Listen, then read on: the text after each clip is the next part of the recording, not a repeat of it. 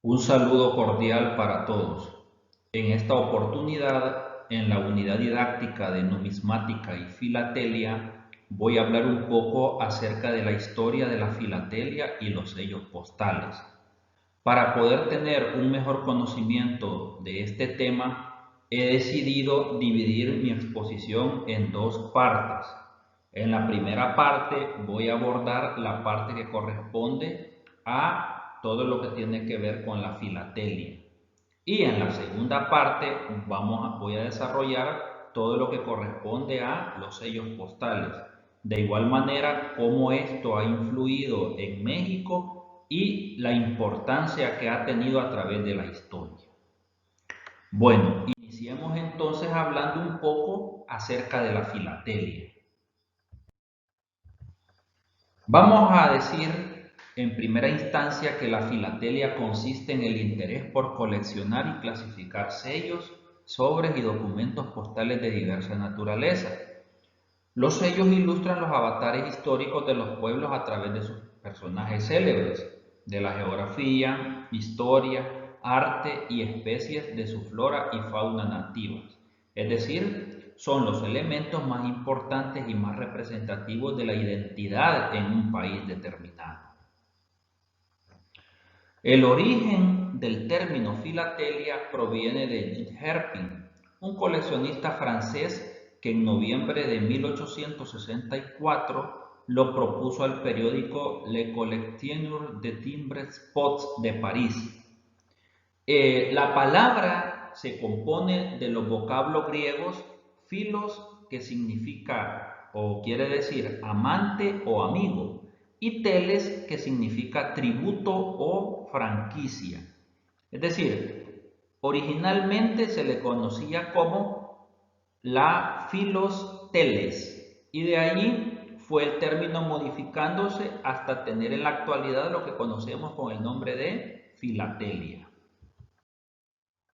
Bien, este término fue incorporado en 1922 en el diccionario de la Real Academia Española, ya el término en sí como lo conocemos.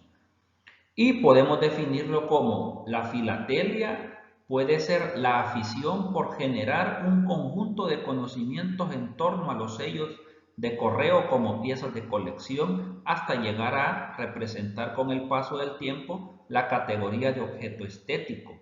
Tal es el caso de pinturas y grabados especialmente realizados en estampillas con fines conmemorativos. Ya vamos a hablar un poco de todo eso. Muy bien, el primer coleccionista del que se tiene noticia fue el Dr. Gray, quien trabajaba en el British Museum de Londres y en el año de 1840 ya era dueño de los únicos sellos que existían hasta el momento. Aquella colección estaba conformada por el sello de un penique negro y el de variedades de plancha y color y los distintos matasellos. Entonces aquí encontramos los primeros indicios de las colecciones que más adelante tendrían también una importancia no solamente en Inglaterra, sino que en el resto del mundo. Veamos algunos datos relevantes acerca de la filatelia. Bien, por ejemplo, la reina Victoria estuvo en el primer sello inglés y se mantuvo desde 1840 hasta 1901, un periodo bastante extenso. Pero es importante, por ejemplo, mencionar que ya para 1860 se efectuaban con regularidad en las ciudades de París y de Londres las reuniones filatélicas. Es decir, conforme iba pasando el tiempo, la filatelia iba tomando un auge importante, ya no solamente en Inglaterra, sino que también en París y en otras ciudades de Europa. Con el paso del tiempo, una serie de sucesos comenzaron a generar cada vez mayor interés en este fenómeno, en el hecho de coleccionar, lo que derivó en que ocurrieran algunos cambios, como que el número de coleccionistas aumentara considerablemente. Es lo que mencionábamos anteriormente, como en el resto de las ciudades Europa había comenzado a tomar auge el movimiento filatélico, entonces los coleccionistas, por ende, empezaron a aumentar considerablemente. Bueno, esto provocó también que se hiciese compleja la obtención de los primeros sellos debido al creciente interés de los que se iban incorporando. Entonces ya el hecho de conseguir los primeros sellos postales era algo complicado porque habían muchos coleccionistas que estaban también queriendo tenerlos. Resulta importante el hecho de que en 1862 fue cuando el librero belga Jean-Baptiste Mons imprimió el primer manual coleccionista de sellos postales, que lo podemos ver al lado derecho. Ahí podemos ver la imagen del primer manual del coleccionista de sellos postales, un hecho fundamental que iba a marcar a futuro la manera en cómo los coleccionistas iban a trabajar todas las colecciones. El barón Philippe Bonferrari, que vivió entre los años 1848 y 1917, llegó a reunir sellos rarísimos del mundo entero y más tarde su colección se vendió en el año de 1922 en más de 20 millones de francos. Es decir, ya podemos ver para 1922 la importancia de la filatelia y, por ejemplo, encontramos que hay una colección que se vende en un precio sumamente importante para la época. Eso, por lógica, iba a marcar que los demás coleccionistas tomaran mayor protagonismo por el hecho de querer coleccionar sellos aún más raros de conseguir. Lógicamente no era tan sencillo. Y aquí tenemos, entre los sellos más raros y deseados por todo filatelista, están los de 1 centavo de Guayana Británica, que es la actual Guyana. Este sello fue emitido en el año de 1856 y descubierto por el estudiante Vernon Vaughan en 1873. Y en la actualidad, pues el sello se encuentra en poder de un consorcio norteamericano. Al lado derecho, en color rojo, podemos apreciar una imagen de ese sello, que es un sello sumamente costoso y que lógicamente el consorcio norteamericano no lo va a vender porque es algo único en el mundo. Veamos otros datos. Por ejemplo, en América fue Brasil el primer país en hacer circular los sellos de correos para 1843. Finalmente, los Penny Black y los Penny Blue de Gran Bretaña fueron los primeros sellos postales del mundo aparecidos en mayo de 1840. A la derecha podemos ver la imagen del Penny Black de 1840 y del Penny Blue de 1841. Eso marcó un hecho sumamente importante. Otro dato que resulta clave es que la Federación Internacional de la Filatelia se fundó en París el 18 de junio de 1926. Es la institución más afamada en relación al coleccionismo y cuenta con la participación de alrededor de 60 países miembros. La federación, pues lógicamente se encarga de velar que no surjan emisiones fraudulentas, estimula a los filatelistas, reglamenta la labor de los jurados internacionales y regula todas las actividades concernientes a las colecciones filatélicas. Para poder entender mejor la filatelia hubo necesidad de dividirla. ¿Cómo entonces se divide la filatelia? La filatelia se divide en la filatelia tradicional o clásica y la filatelia temática. La tradicional o clásica organiza los sellos de un país por orden cronológico y puede reunirse por épocas, emisiones y estudios específicos. Entonces aquí lo que marca esta filatelia tradicional o clásica es el hecho de que se organizan o se ordenan los sellos por orden cronológico, es decir, a través de los años. Y lógicamente marcadas por épocas específicas y por estudios también que se han realizado en un momento determinado. Bueno, en cambio, la colección temática reúne los sellos postales, ya sea por la imagen o el motivo de la emisión. Entonces vemos cómo la primera se centra en el tiempo y la segunda pues busca más que todo resaltar la imagen o el motivo clave de una emisión determinada, porque son muchas y muchas emisiones de sellos postales alrededor del mundo. En todo esto también sobresale una nueva terminología, la cual es definida como la aerofilatelia. Bien, en esta área, una colección considera documentos postales transportados por el aire y que contengan indicios de haber volado. Es decir, se hace como una valoración importante acerca de la aviación y acerca de cómo la parte aérea ha tenido un desarrollo importante para la humanidad. La disposición de una colección de aerofilatelia deriva de su estructura, siguiendo una propuesta básica que los divide en cronológicos y geográficos, y por el medio de transporte utilizado, que puede organizarse en paloma mensajera, más ligeros que el aire como los globos y los dirigibles.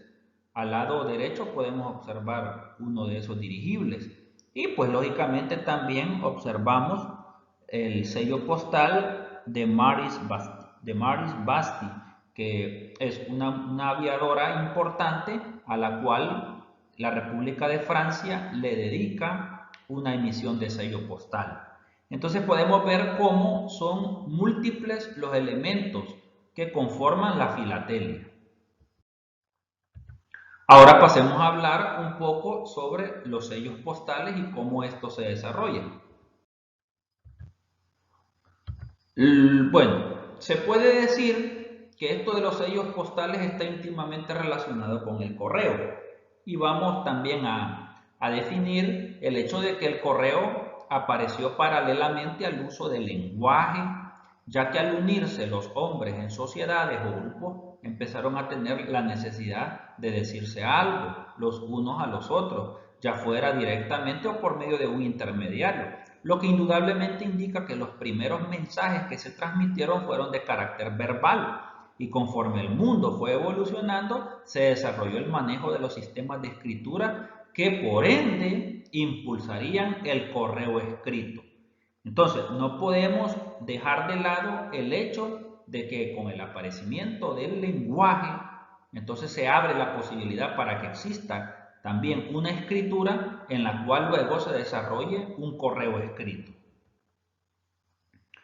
Con el desarrollo de las culturas, el correo se volvió de carácter militar y de uso privado.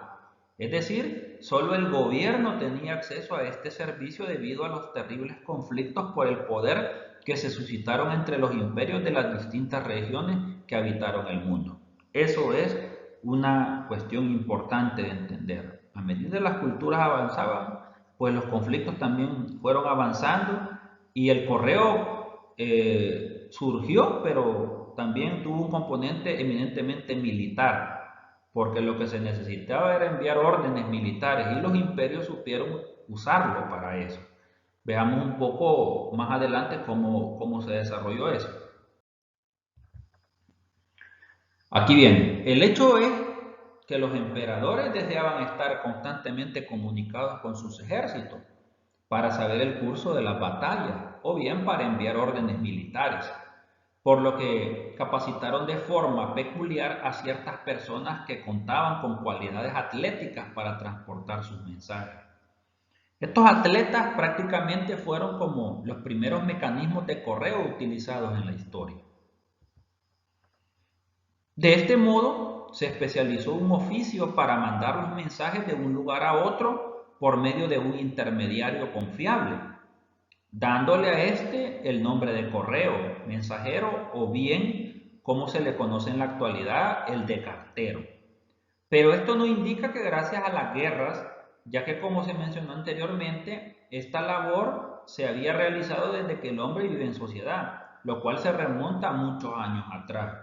Entonces, el punto aquí es desvirtuar que el correo nace exclusivamente por cuestiones de guerra. No, esa idea tenemos que eliminarla, erradicarla. Es decir, desde el momento que el ser humano forma sociedades o forma estas culturas, es que nace el correo. O sea, no tiene nada que ver el hecho de creer que es debido a que los conflictos entre imperios generó el surgimiento del correo. No, ¿verdad? Esas son cuestiones que debemos ya de tenerlas claras. Es decir, el correo nace por la necesidad de comunicación en las diversas culturas. Entonces, veamos algunos datos importantes sobre el correo postal. La creación del correo dio paso a la creación de las postas. Estas postas fueron el nombre con el que se designó también a los mensajeros, solo que utilizado en singular, que sería posta.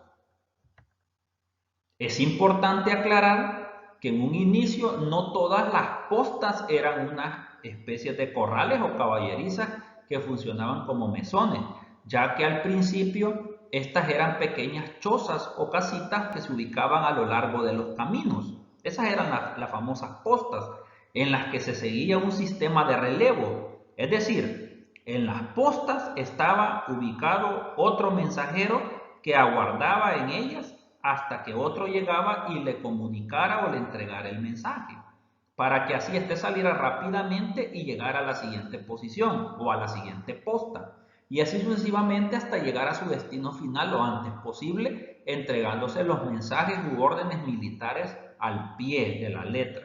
De ahí que había un fuerte entrenamiento físico que recibían los mensajeros, algo que lo apreciamos al lado derecho, y podemos ver la imagen de un atleta del Imperio Romano que lleva un mensaje. Entonces él llegaba a una posta, que era esta casita al pie del camino, ahí había otro corredor, es decir, otro relevo que tomaba ese mensaje y salía hasta la siguiente posta, y allí el mensaje ya iba circulando hasta llegar a su destino.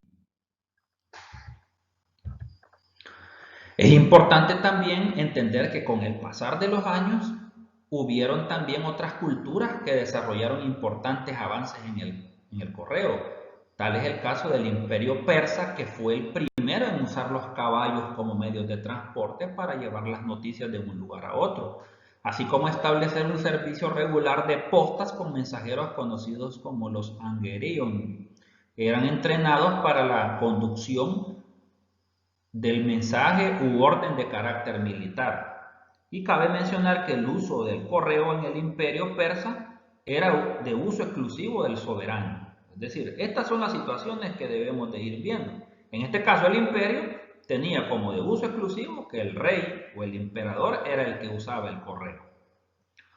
Otra de las grandes culturas que no pueden quedarse a un lado y que desarrollaron y evolucionaron el correo fue el Imperio Romano. El emperador Augusto lo estableció como una institución que abarcaba prácticamente todo el Imperio Romano, y fue creada la diligencia postal con un servicio de carros capacitados para conducir, además de la correspondencia, personas y equipajes, y se estableció el expreso postal, y en ciertos caminos casi intransitables el servicio era hecho ya en caballerías. Entonces vemos que ya el Imperio Romano agrega más elementos que se mantienen aún hasta la actualidad. Quizás solamente han cambiado de nombre, pero ahí permanecen. Prácticamente el correo en Roma fue una verdadera institución postal ya moderna, una institución sumamente parecida al correo ya actual que nosotros conocemos, porque esta antigua organización contaba con una buena infraestructura, así como con una excelente división de labores, en la que muchas personas se desarrollaban en distintos oficios, llegando a tener un complejo organigrama, además de contar con un reglamento que indiscutiblemente se fue logrando perfeccionar en este servicio. Es decir, Roma es fundamental en la situación de avance en el correo postal por todo lo que incorporan y por elementos que aún en la actualidad los utilizamos. También es importante señalar que el sistema de postas fue sumamente exitoso, a tal grado que las oficinas de correo de todo el mundo actualmente llevan en su nombre el término postal. Entonces de allí se deriva de posta y el término se va hacia postal. Término que tiene su origen gracias al uso de dicho sistema que ya explicamos, el cual pues se sigue usando en el presente para el envío y la entrega de la correspondencia, ya que cuando uno manda una carta, esta pasa por varios lugares, es decir, varios puestos, como lo son el buzón, en donde un cartero la recoge y la lleva a la oficina postal. De ahí es mandada a la oficina de la ciudad o país a la que tiene que llegar y luego transportada por otro cartero hacia su destino final, que es el domicilio del destinatario. Entonces, muy parecido a lo que se hacía al inicio cuando surgió el correo, es lo que se hace ahora, solamente que con técnicas modernas, que tienen también que ver con el uso de la tecnología. Hablemos un poco ahora sobre el correo ya en México y cómo se desarrolla. Bueno, es importante decir que en el México precortesiano, es decir, antes de Cortés, especialmente nos referimos al estado, o me refiero al estado mexica, conocido por la tradición como azteca y cuya sede pues era la ciudad de Tenochtitlan. Había también un sistema de correo, pero ya vamos a ver cómo se generaba. Por ejemplo, en este caso, en Tenochtitlan, los painanis eran los mensajeros de mayor relevancia e importancia, ya que servían bajo el ala protectora del dios Painal, los cuales eran entrenados de forma especial desde niños, por lo que solamente se hablará de ellos en este periodo de la historia del correo mexicano. Es decir, estamos hablando del México prehispánico. El origen del correo en México fue muy similar al de muchos otros países de los que ya hablamos, ya que se contó con un sistema de postas operados por mensajeros que eran verdaderos atletas especializados en su oficio. Además, el correo era también de uso exclusivo del emperador y los mensajes se comunicaban también en forma verbal y escrita en papel. Entonces vemos que el origen del correo allá en Europa, en la Edad Antigua, no dista mucho del origen también del correo aquí en el periodo prehispánico del imperio y más que todo en el estado mexica. Es decir, no dista mucho.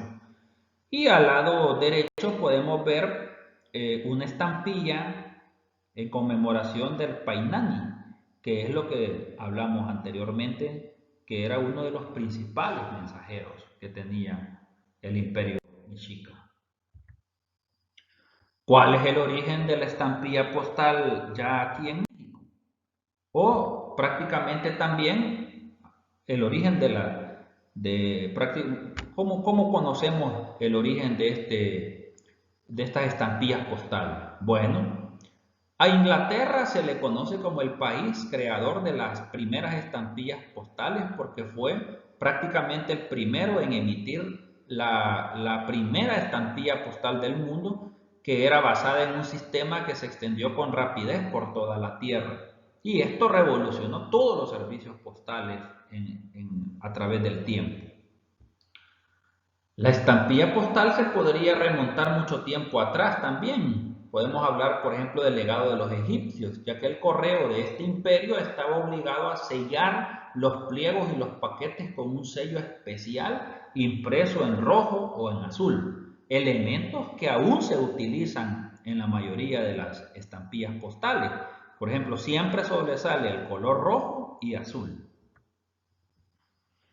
Para la Edad Media, los reyes también acostumbraban a sellar sus correspondencias con cera caliente, a la cual se le imprimía el emblema de la familia real o del imperio con una pieza de metal que tenía grabado lo que indiscutiblemente daba la idea de que eso ya era una estampilla postal. De hecho, muchos reyes sellaban con sus anillos y al sellar con esos anillos ya eso era un símbolo que prácticamente se fue evolucionando hasta generar la estampilla postal actual.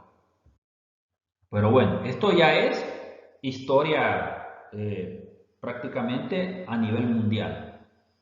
Ahora veamos la estampilla postal propiamente en México. Y para eso hay que estudiarlo desde la época clásica, la época antigua, la época revolucionaria y la época moderna para tener una visión holística de cómo la estampilla fue evolucionando.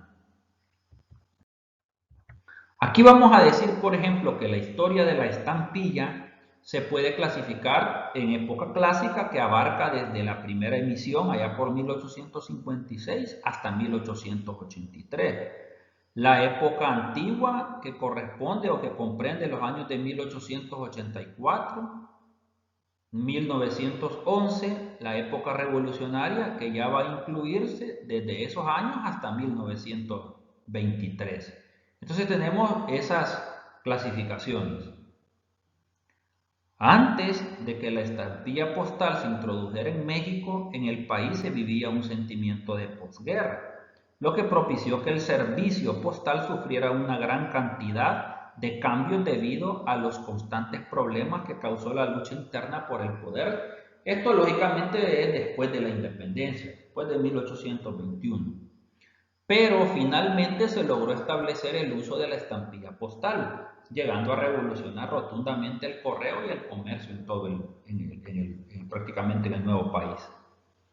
Al igual que en Inglaterra y en otros países del mundo, la estampilla postal llegó a México para simplificar el trabajo del servicio postal, haciéndolo más práctico y funcional tanto para los trabajadores de este como para el público que hacía uso del servicio postal. Entonces vamos viendo cómo lo que sucedía en Europa también tenía una influencia importante en América y sobre todo aquí en México. A lo largo de la época clásica se emitieron también otros tipos de estampillas postales, entre las que destacan las conocidas como las provisionales, águilas, maximilianos, las de porte de mar y las que se enmarcaban con la efigie de Benito Juárez, por citar como las de mayor valor filatélico, y que son importantes en el coleccionismo en la actualidad, es importante mencionarlo.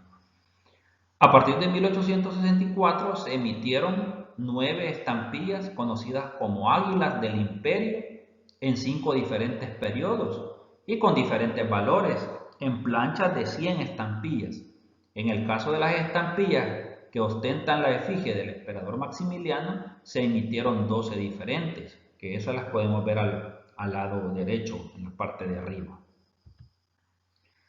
Al terminar la época clásica de las estampillas postales mexicanas, después del segundo después del segundo periodo presidencial de Porfirio Díaz, en el año de 1884 dio comienzo la época antigua de estas, con la emisión de 15 timbres postales que ostentaban todavía la efigie del cura don Miguel Hidalgo. En dicha época, prácticamente la vamos a entender que se extiende hasta la caída de la dictadura de Porfirio Díaz en el año de 1911.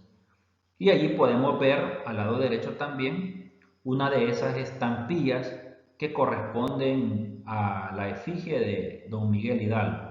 Entonces vemos la evolución que va teniendo el correo y los sellos postales, desde luego. Bien, durante la época revolucionaria se marca el periodo más interesante de la filatelia mexicana en cuanto a rarezas postales. Tras el asesinato de Madero, el gobernador de Sonora, José Maytorena, repudia al gobierno de Huerta y declara independiente a su estado, y con tal carácter imprime sus propios timbres. Esto es algo revolucionario y sumamente importante para la filatelia mexicana.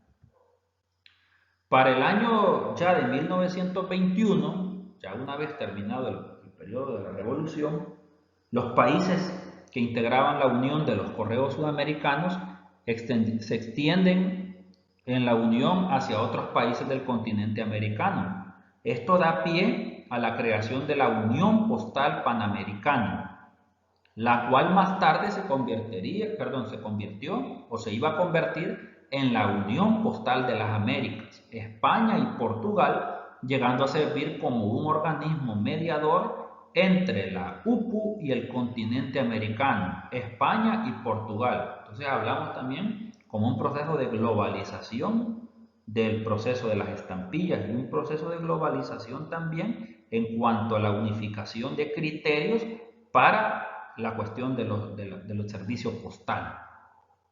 Muy bien, ahora es importante también mencionar que en la época moderna de la filatelia mexicana la tenemos con el inicio de la emisión de la primera estampilla postal alusiva al correo aéreo que corresponde al 2 de abril de 1922 con un valor facial de 50 centavos. La estampilla, hecha en un grabado, ostenta un águila real sobrevolando parte del Estado de México y teniendo como fondo a los volcanes del Popocatépetl y el Iztaccíhuatl. En colores azul, rojo y vino las encontramos con la leyenda correo aéreo. Al lado derecho la podemos observar. Es interesante también comprender que las estampillas postales mexicanas en los últimos años se han realizado con distintos tipos de diseños, como las que gozan de un diseño independiente ya que expresan todo el motivo de su diseño en una sola pieza postal, así como también las diseñadas que se pueden ver o que están formadas por más de dos sellos referentes al mismo evento, unidos pero con diferentes valores y diseños. Eso lo podemos ver también al lado derecho en la parte de la estampilla que corresponde a la imagen número 2, que son de 5 centavos pero con alusiones diferentes. Y están en una misma, pero al ver ubicamos que dan un contenido diferente. Y para ir finalizando, me parece también relevante mencionar que debido a que a través de los años en México se ha desarrollado una gran cantidad de estampillas postales conmemorativas con un vasto repertorio de temas, esto no ha llegado a explotarse al máximo todavía en la temática de la filatelia y me refiero al término o a lo referente a las festividades, ya que según el catálogo Scott, que es uno de los más revisados a nivel mundial, en cuanto a esto de las colecciones de estampillas, sugiere que, por ejemplo, en la página 44 de ese catálogo del año 2002, solamente aparece una estampilla postal referente a las festividades mexicanas. Eso habla también de los retos que hay a futuro por el hecho de que esto de las festividades mexicanas tiene que dárseles mayor énfasis por el hecho de, no solamente de la importancia por la identidad mexicana, sino por el hecho de que debe de potenciarse esa identidad para que aparezca en los catálogos futuros y que el mundo pues conozca la riqueza cultural de México. Y bien, la bibliografía que presento a continuación es la que se ha utilizado para elaborar esta presentación. Espero que la información sea interesante y pueda contribuir en algo. Muchas gracias por la atención y les envío un saludo fraternal a todos.